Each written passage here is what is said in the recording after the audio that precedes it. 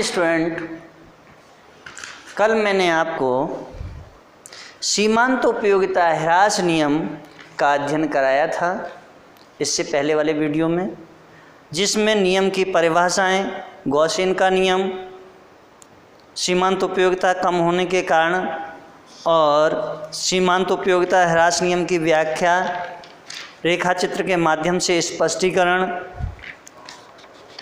आवश्यकता विशेष की संतुष्टि, ये सब कराया।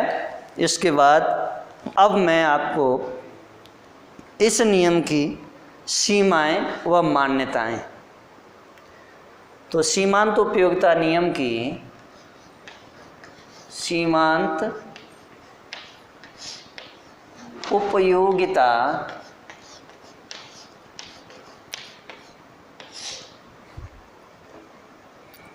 नियम की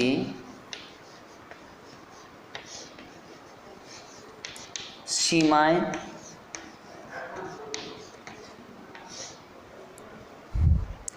तथा मान्यताएं।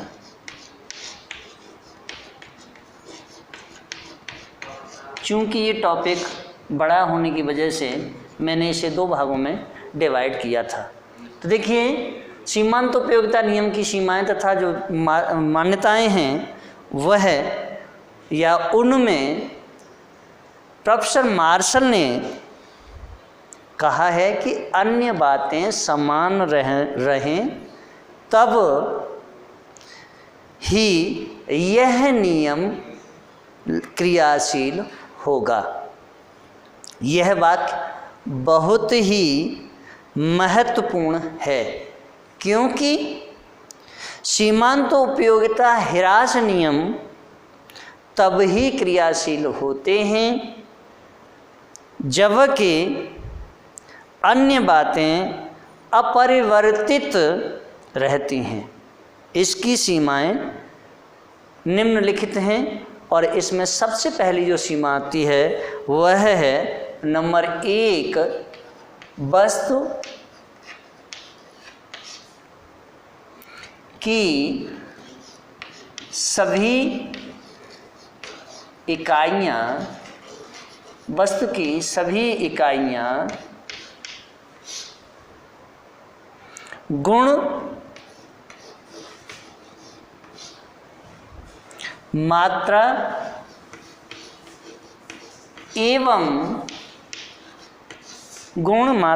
एवं उत्तमता में समान हों।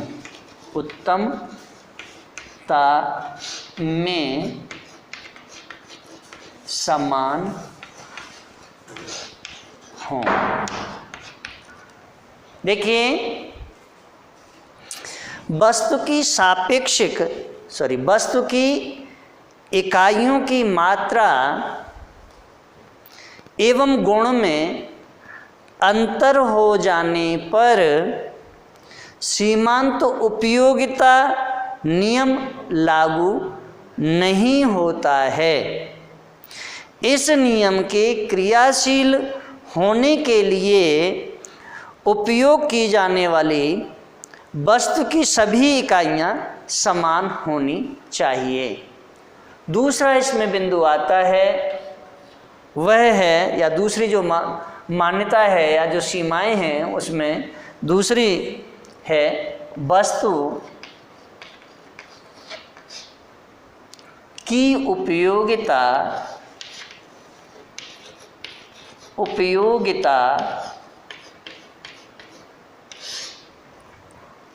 में निरंतर, वस्तु की उपयोगिता में निरंतरता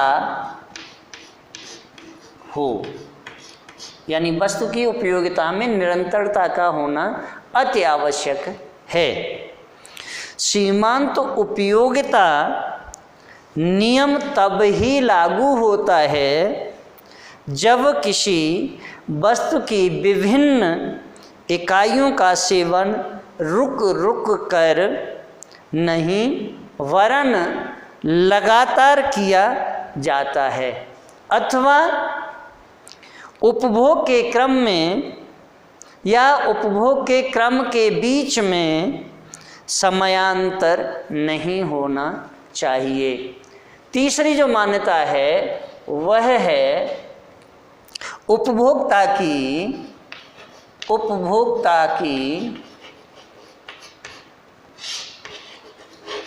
मानसिक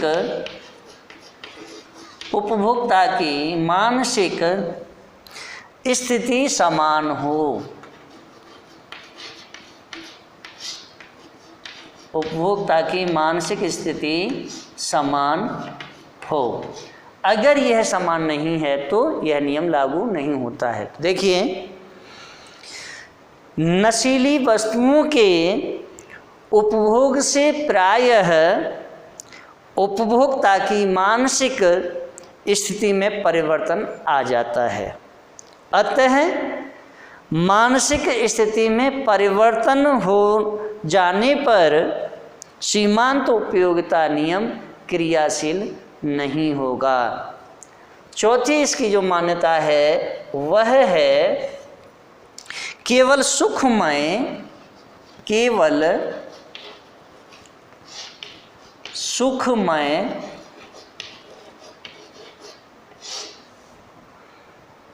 आर्थिक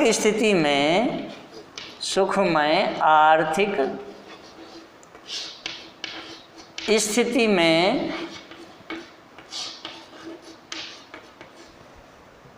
नियम की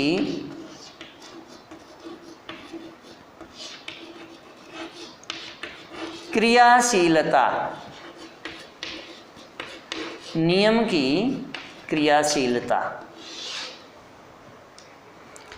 प्रोफेसर पेंसन के अनुसार एक उपभोक्ता की आर्थिक स्थिति सुखमय तथा दुखमय हो सकती है। जब किसी मनुष्य की आवश्यकता में इतनी अधिक तीव्रता हो कि इसकी पूर्ति ना होने पर उपभोक्ता को दुख अनुभव हो, तब उसे दुखमय अर्थव्यवस्था कहते हैं। जब ऐसी स्थिति उत्पन्न हो जाती है कि किसी वस्तु के उपभोग न होने पर दुख अनुभव ना होकर या दुख अनुभव ना हो तथा उसका उपभोग करने पर सुख का अनुभव हो, तब इसे सुखमय आर्थिक स्थिति कहते हैं। यह वह स्थिति है जिसमें किसी वस्तु की प्रत्येक उत्तरोत्तर इकाइयों के या इकाई के उपभोग से उपभोक्ता घटती दर पर सीमांत उपयोगिता प्राप्त होती है।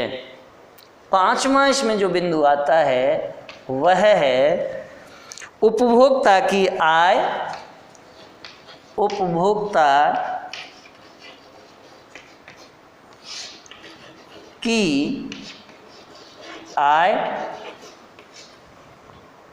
रुचि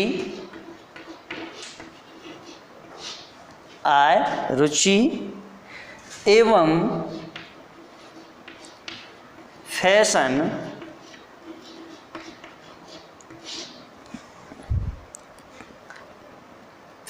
का यथा स्थिर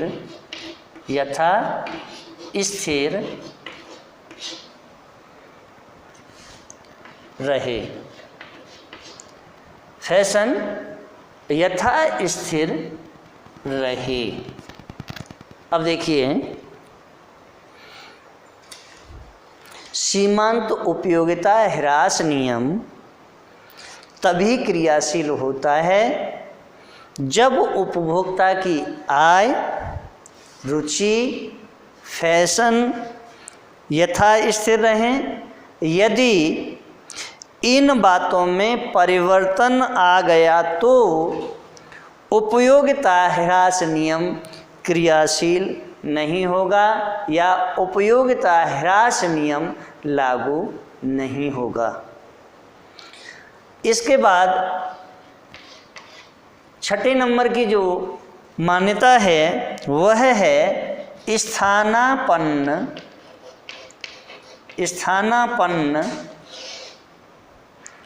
वस्तुओं का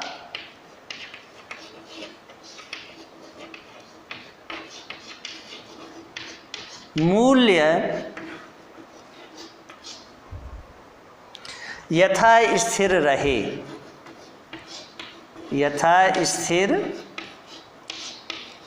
रहे। देखिए,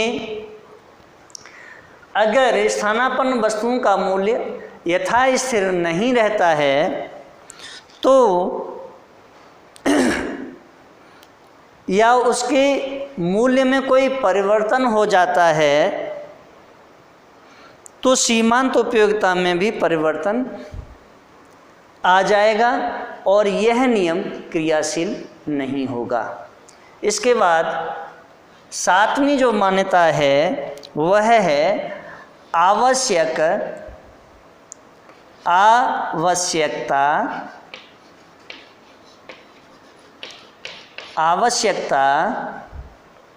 सामूहिक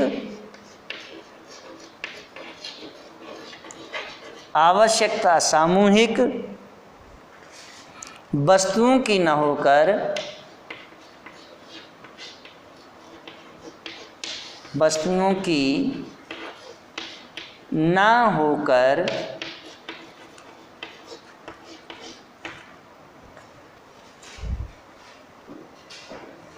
केवल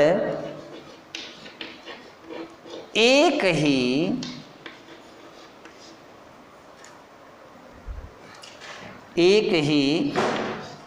वस्तु की होना,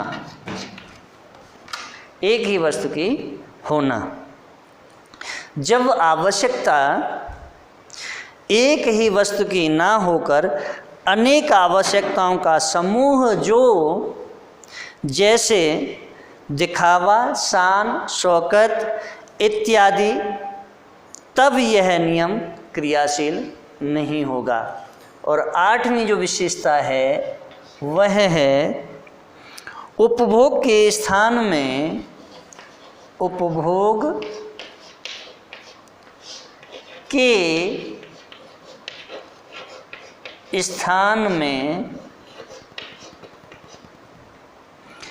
भी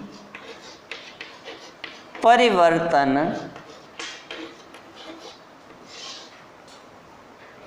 नहीं होना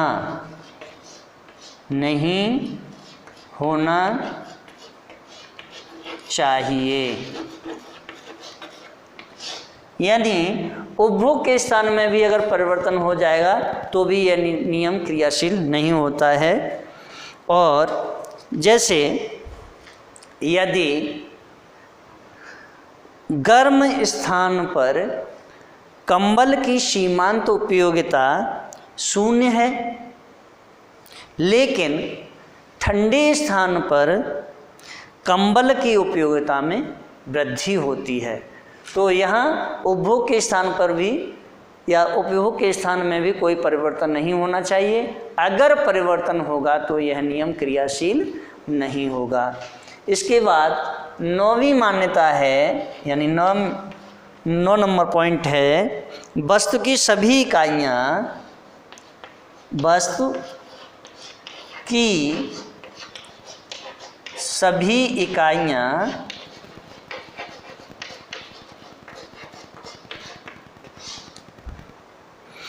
उपयुक्त मात्रा में हों,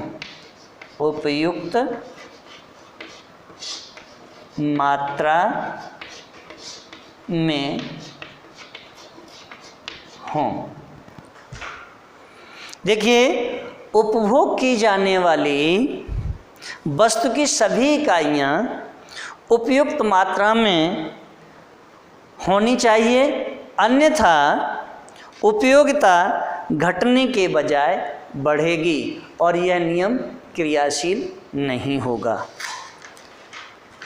अब बात आती है कि नियम के अपवाद क्या हैं। तो देखिए, अब नियम के अपवादों की चर्चा करते हैं या नियम के अपवादों को समझते हैं।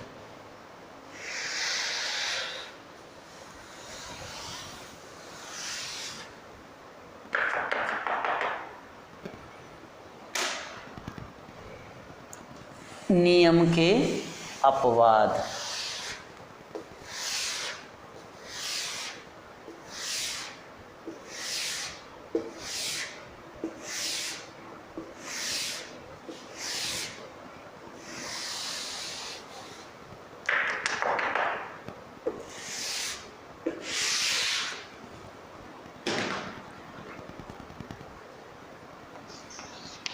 नियम के अपवाद।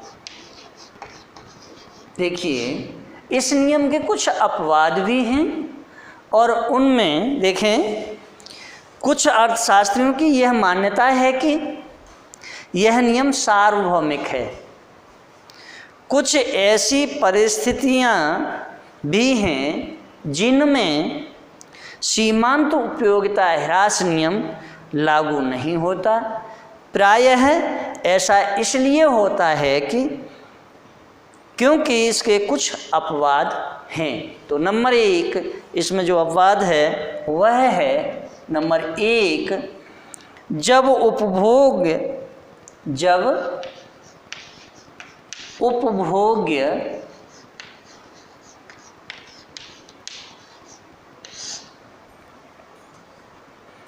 वस्तुओं की इकाइयाँ, उपभोग्य वस्तुओं की इकाइयाँ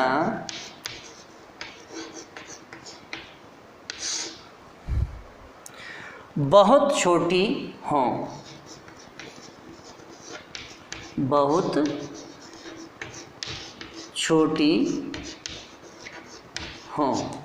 देखिए, जब उपभोग की जाने वाली इकाइयों की संख्या बहुत ही छोटी होगी तब इन अवस्थाओं में यह नियम लागू नहीं होगा। नंबर 2, मादक पदार्थों के संबंध में मादक पदार्थों के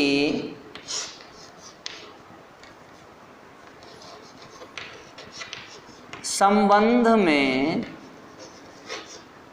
मादक पदार्थों के संबंध में नियम लागू नहीं होगा। नियम लागू नहीं होगा। कैसे, यह भी देखें। जब मादक पदार्थों का सेवन किया जाता है तो यह नियम क्रियाशील नहीं होगा, क्योंकि मादक पदार्थों का सेवन करने के बाद उपभोक्ता की मानसिक दशा में परिवर्तन हो जाता है तथा प्रत्येक अगली इकाइयों से उसे अधिक संतुष्टि प्राप्त होगी। जैसे शराबी व्यक्ति को प्रत्येक अगले शराब का प्याला अधिक उपयोगिता देता है। तीसरा इसमें जो बिंदु आता है वह है दुर्लभ वस्तुओं के संबंध में दुर्लभ वस्तुओं के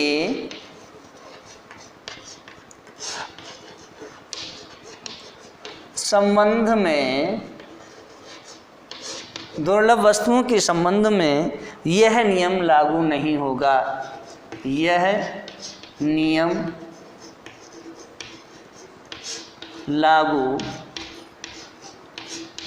नहीं होगा। क्यों नहीं होगा भाई, ये भी देखें। दुर्लभ तथा विचित्र वस्तुओं अथवा श्रृंगार में यह नियम लागू नहीं होता, क्योंकि पुराने टिकट एवं सिक्कों का संग्रह करने वाला व्यक्ति ज्यों-ज्यों नए टिकट एवं सिक्कों का संग्रह करता है त्यों-त्यों प्रत्येक अगली इकाई उसके संग्रहालय को और भी अधिक या और भी मूल्यवान बना देती है, जबकि नियम की क्रियाशीलता के लिए यह आवश्यक है कि सभी इकाइयाँ समरूप हों। और चौथा इसमें बिंदु है मुद्रा संचय। मुद्रा संचय दिखावा, मुद्रा संचय दिखावा, आडंबर,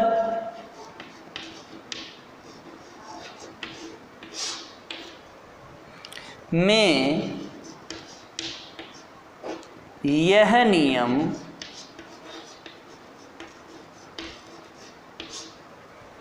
लागू नहीं होगा।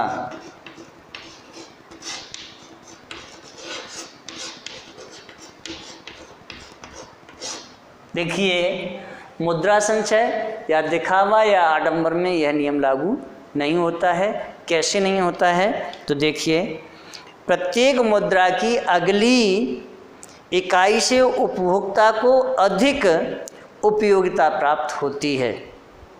शान शौकत, दिखावा तथा आडंबर वाला व्यक्ति आडंबर में भी प्रत्येक अगली इकाई से उपयोगिता बढ़ती है, जबकि नियम की क्रियाशीलता के लिए एक वस्तु का होना आवश्यक है। इसके अलावा यह भी स्पष्ट है कि धनी व्यक्ति के लिए मुद्रा की एक इकाई की सीमांत उपयोगिता गरीब व्यक्ति से कम होती है और इसी आधार पर धनवानों पर प्रगतिशील कर या प्रगतिशील दर से कर लगाए जाते हैं। पांचवा बिंदु है इसमें, वह है उपभोक्ताओं की संख्या। उपभोक्ताओं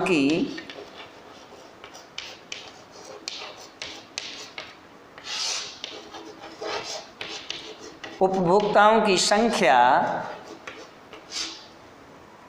बढ़ने पर यह नियम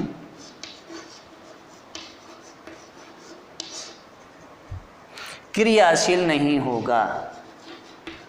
क्रियाशील नहीं होगा। देखिए, उपभोक्ताओं की संख्या बढ़ने पर यह नियम क्रियाशील नहीं होगा। तो भाई कैसे नहीं होगा?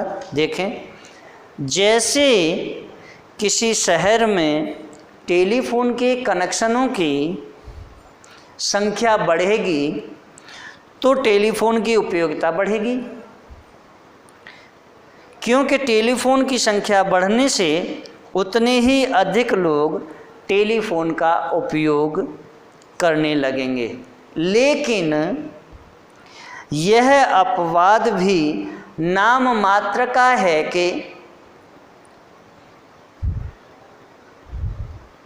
क्योंकि पूरे शहर के टेलीफोन कनेक्शनों पर विचार करना अनुचित है। यदि एक ही व्यक्ति को लगातार एक से अधिक टेलीफोन कनेक्शन प्राप्त हो रहे हों तो उनकी उपयोगिता उसके लिए बढ़ने की बजाय घटेगी। और इसके बाद निष्कर्ष रूप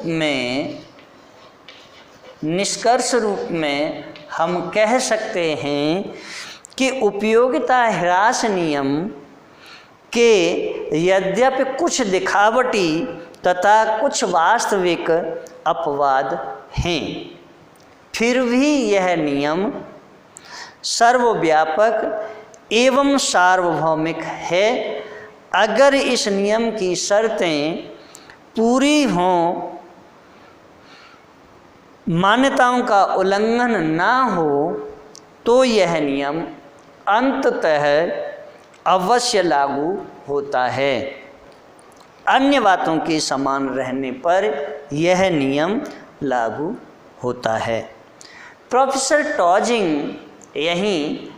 टॉजिंग के अनुसार टॉजिंग कहते हैं कि सीमांत उपयोगिता ह्रास नियम की प्रवृत्ति इतने व्यापक रूप में इतने कम अपवाद के साथ लागू होती है कि इसे सार्वभौमिक या सर्वव्यापी कहने में कोई त्रुटि नहीं होगी।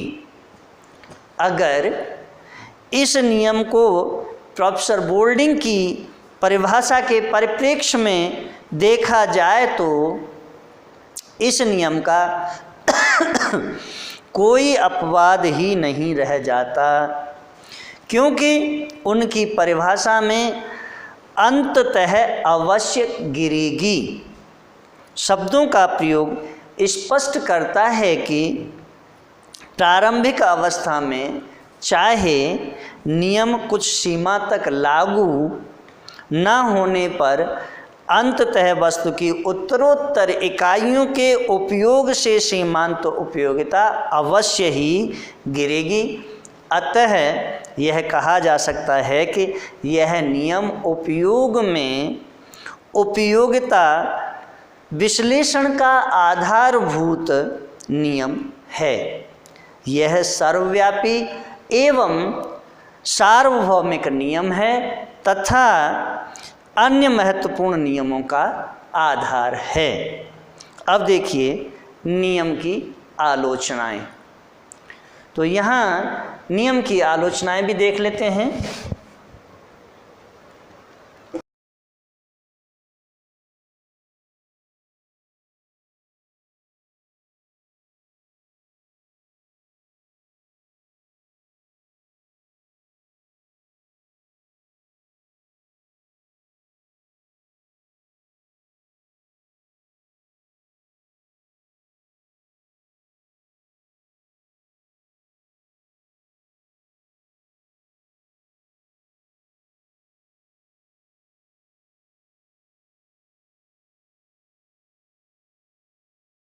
नियम की आलोचना, देखिए इस नियम की कुछ आलोचनाएं भी हैं और इसमें सबसे पहली जो आलोचना है वह है उपयोगिता को मापना संभव नहीं है।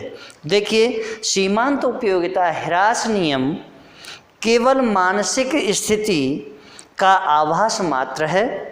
उपयोगिता किस प्रकार अधिक अथवा कम होती है इसे मापने के लिए हमारे पास कोई सर्वमान्य मापदंड नहीं है। दूसरा इसमें जो आलोचना है वह है मुद्रा का मूल्य स्थिर नहीं होता।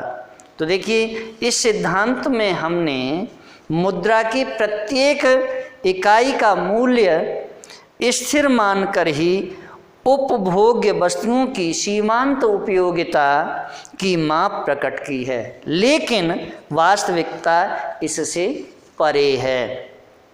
तीसरी इसमें जो आलोचना है वह है व्यक्तिगत विचारों पर आधारित, व्यक्तिगत विचारों पर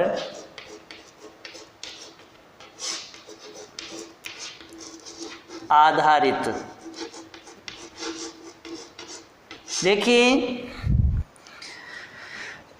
इस सिद्धांत में केवल या इस सिद्धांत में व्यक्तिगत विचारों को अधिक महत्व प्रदान किया गया है, जबकि प्रत्येक व्यक्ति के विचार, रुचि, इच्छा, देश काल, परिस्थितियां तथा व्यक्तिगत भावनाओं से प्रभावित एवं परिवर्तनशील होते रहते हैं।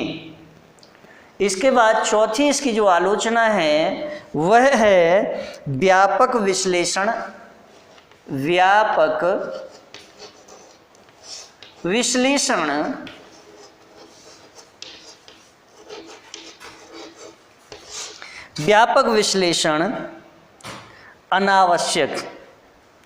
आवश्यक। व्यापक विश्लेषण आवश्यक। यहाँ देखें, यह नियम सूक्ष्म प्रधान है, यानी माइक्रो लेवल का है, जबकि आधुनिक अर्थशास्त्र व्यापक विश्लेषण यानी मैक्रो एनालिसिस का है, या मैक्रो एनालिसिस पर अधिक महत्व देता है, जिसमें व्यक्तिगत सीमांत उपयोगिता विश्लेषण का कोई स्थान नहीं है। और पांचवा इसमें जो बिंदु आता है वह है अन्य बातें समान नहीं रहती। अन्य बातें समान नहीं रहती। देखिए, हम बार बार एक ही बात कह रहे हैं, चाहे वो लॉ ऑफ डिमांड पढ़ाया हो यानी मांग का नियम, तब भी हमने यही कहा अन्य बातें समान रहें। तो यहाँ भी सीमांत उपयोगिता ह्रास नियम में भी यही कहा कि अन्य बातें समान रहें, जबकि आलोचनाओं में यानी जो पांचवी आलोचना है उसमें अन्य बातें समान नहीं रहती हैं। कैसे? इस परिवर्तनशील युग में किसी नियम का प्रतिपादन अन्य बातों के समान रहने की धारणा पर करना वास्तविकता से मुख मोड़ने के समान है, क्योंकि व्यक्ति की आय, फैशन, रुचि, स्वभाव, इच्छा, मुद्रा की उपयोगिता, वस्तुओं का मूल्य, स्थानापन्न वस्तुओं का मूल्य सब परिवर्तित होते रहते हैं। अब बात आती है नियम का महत्व। तो इसके बाद सीमांत उपयोगिता ह्रास नियम का महत्व भी है। उस महत्व को देखते हैं कि वह महत्व क्या है। तो नियम के महत्व को हमने दो भागों में डिवाइड किया है, यानी नियम का महत्व, और इसे हमने दो भागों में बांटा है। नंबर 1 सैद्धांतिक महत्व, सैद्धांतिक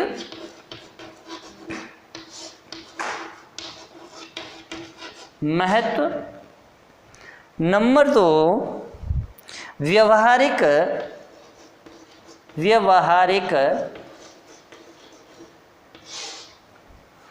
जीवन में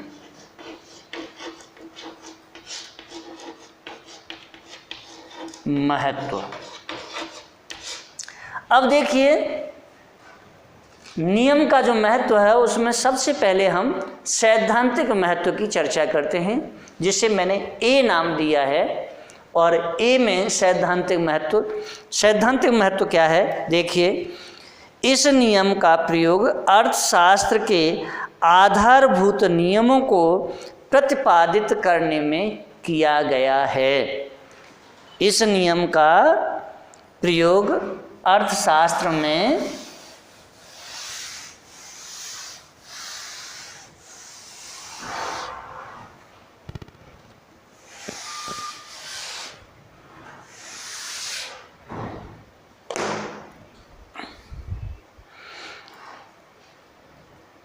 इस नियम का प्रयोग अर्थशास्त्र के आधारभूत नियमों को प्रतिपादित करने में किया गया है। और देखिए, इसमें सबसे पहले आता है नंबर 1 मांग के नियम का आधार, के नियम का आधार। यह मांग के नियम का आधार है। कैसे? देखिए, मांग वक्र का ढाल दाहिनी ओर, यानी जब हम मांग वक्र बनाते हैं तो इसका जो ढाल है वो इस टाइप का जो होता है, यह मांग वक्र का ढाल दाहिनी ओर नीचे झुका हुआ होता है। इसका मुख्य कारण सीमांत उपयोगिता ह्रास नियम है, क्योंकि सीमांत उपयोगिता ह्रास नियम है क्योंकि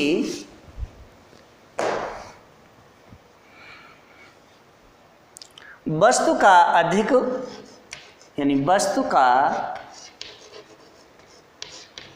अधिक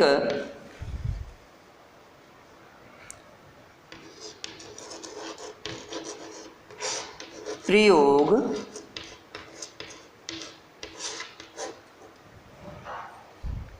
कम सीमांत उपयोगिता, कम सीमांत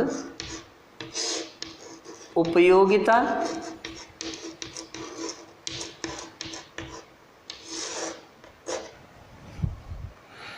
कम कीमत, कम कीमत। वस्तु का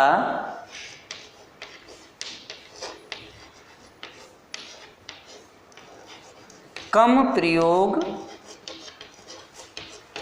वस्तु का कम प्रयोग, अधिक सीमांत उपयोगिता, अधिक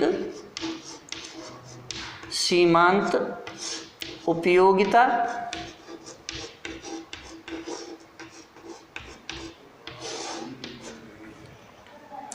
अधिक कीमत।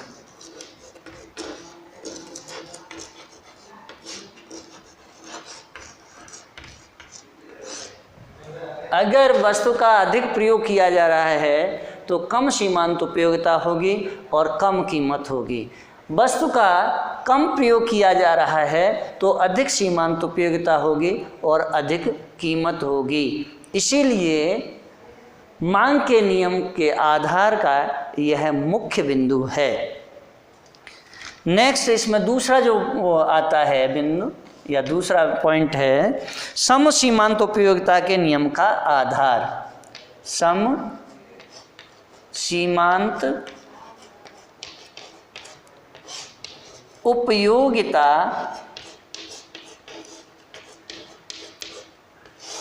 के नियम का आधार। सीमांत उपयोगिता ह्रास नियम सम सीमांत उपयोगिता के नियम का भी आधार है। कैसे? यानी सम सीमांत उपयोगिता का नियम भी इसी सिद्धांत पर आधारित है। इस नियम के अनुसार एक उपभोक्ता अपनी आय से तभी अधिकतम संतुष्टि प्राप्त कर सकता है जब विभिन्न वस्तुओं पर किए गए व्यय की सीमांत इकाइयों से प्राप्त उपयोगिता लगभग बराबर हो जाए। इसके बाद तीसरा बिंदु इसमें आता है उपयोगिता की बचत का आधार। उपयोगिता की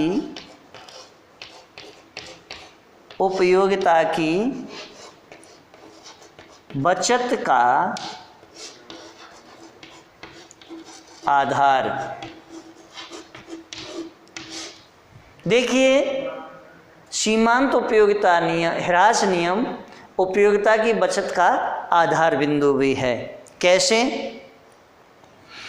उपभोक्ता की बचत के सिद्धांत का आधार भी यही नियम है, क्योंकि उपभोक्ता किसी भी वस्तु की उतनी ही इकाइयाँ खरीदता है जहाँ वस्तु की उपयोगिता उसके मूल्य के बराबर हो जाती है। इसके बाद चौथा बिंदु इसमें आता है और वह है मूल्य सिद्धांत का आधार। यानी मूल्य सिद्धांत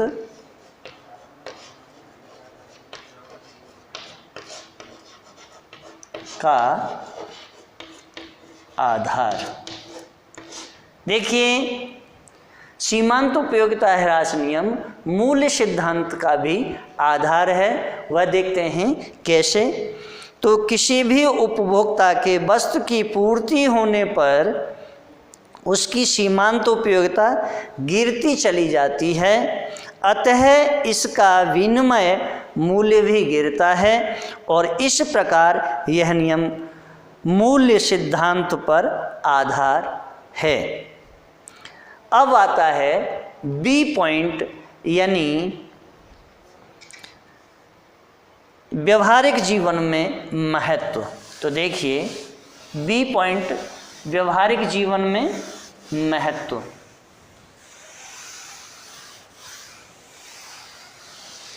पहले सैद्धांतिक जीवन में महत्व, अब व्यवहारिक जीवन में महत्व। तो व्यवहारिक जीवन में जो महत्व है उसमें सबसे पहला जो बिंदु आता है वह है विनिमय मूल्य। विनिमय मूल्य,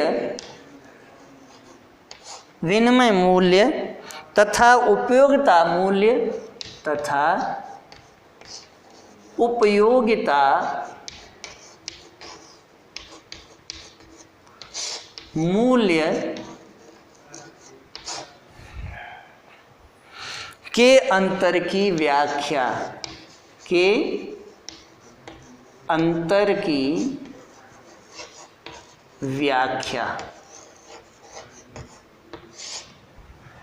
यहां देखें, यह नियम उपयोगिता मूल्य तथा विनिमय मूल्य के अंतर की व्याख्या करता है। और नंबर 2, समाजवादी सिद्धांत का आधार, समाजवादी सिद्धांत का आधार। सीमांत उपयोगिता ह्रास नियम समाजवादी सिद्धांत का भी आधार है। सार्वजनिक वित्तीय प्रणाली में इस सिद्धांत का बहुत महत्व है क्योंकि यह नियम प्रगतिशील कर प्रणाली पर आधारित है।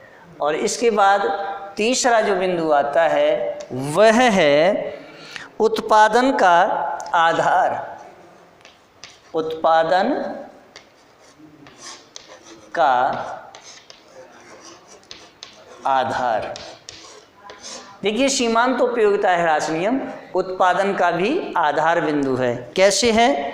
यह नियम उत्पादित वस्तुओं में बढ़ती हुई विविधता तथा उत्पादन उपभोग में बढ़ती हुई जटिलता की व्याख्या करता है। और नंबर 4 जो बिंदु आता है वह है धन कम व्यय करने की प्रेरणा। धन कम व्यय करने की प्रेरणा। तो सीमांत उपयोगिता ह्रास नियम धन का कम व्यय करने की प्रेरणा भी देता है। यह सिद्धांत हमें एक ही वस्तु पर अधिक व्यय या अधिक धन व्यय नहीं करने की प्रेरणा देता है क्योंकि एक ही वस्तु पर अधिक धन व्यय करने से उससे प्राप्त होने वाली सीमांत उपयोगिता घटती या घटते घटते शून्य एवं ऋणात्मक भी हो जाती है। इसलिए यह धन कम व्यय करने की हमको प्रेरणा देता है।